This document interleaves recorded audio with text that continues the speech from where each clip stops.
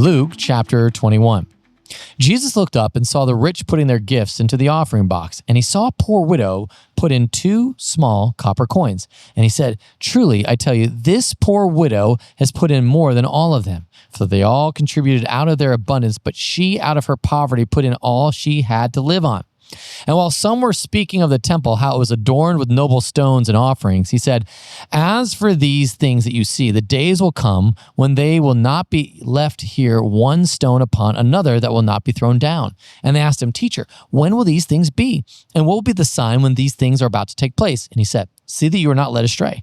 For many will come in my name, saying, 'I am he,' and 'the time is at hand.' Do not go after them. And when you hear of wars and tumults, do not be terrified, for these things must first take place, but the end will not be at once."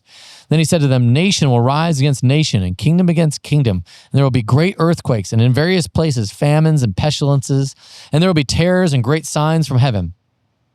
But before all this, they will lay their hands on you and persecute you, delivering you up to the synagogues and the prisons, and you will be brought before kings and governors for my name's sake. This will be your opportunity to bear witness. Settle therefore in your minds not to meditate beforehand how to answer, for I will give you a mouth and wisdom which none of your adversaries will be able to withstand or contradict. You will be delivered up even by parents and brothers and relatives and friends, and some of you they will put to death. You will be hated by all for my name's sake, but not a hair of your head will perish. By your endurance, you will gain your lives. But when you see Jerusalem surrounded by armies, then know that its desolation has come near. Then let those who are in Judea flee to the mountains, and let those who are inside the city depart, and let not those who are out in the country enter it. For these are the days of vengeance to fulfill all that is written. At last, for women who are pregnant and for those who are nursing infants in those days. For there will be great distress upon the earth and wrath against this people. They will fall by the edge of the sword and be led captive among all nations, and Jerusalem will be trampled underfoot by the Gentiles until the times the Gentiles are fulfilled.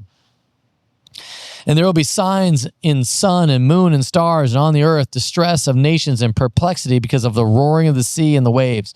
People fainting with fear and foreboding of what is coming on the world. For the powers of the heavens will be shaken, and they will see the Son of Man coming in a cloud with power and great glory. Now, when these things begin to take place, straighten up and raise your hands, because your redemption is drawn near." And he told them a parable. "Look at the fig tree and all the trees. As soon as they come out in leaf, you see for yourselves and know that summer is already near. So also, when you see these things taking place, you know that the kingdom of God is near. Truly I say to you, this generation will not pass away until all has taken place. Heaven and earth will not pass away, but my words will not pass away. But watch yourselves, lest your hearts be weighed down with dissipation and drunkenness and cares of this life, and that day come upon you suddenly like a trap. For it will come upon all who dwell on the face of the whole earth. But stay awake at all times, praying that you may have strength to escape all these things that are going to take place and to stand before the Son of Man." And every day he was teaching in the temple, but at night he went out and lodged on the mount called Olivet. And early in the morning, all the people came to him in the temple to hear him. This is the word of the Lord.